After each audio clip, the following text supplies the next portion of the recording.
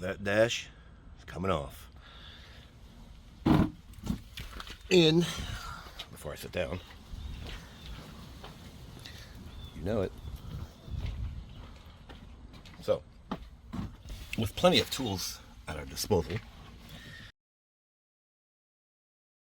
come listen to my podcast. We have to remove this door.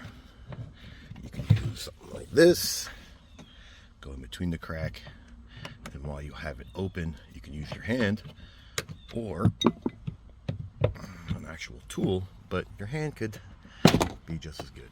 You see? Now, we got screws 1, 2, and 3. Don't forget number 4. I already took it out.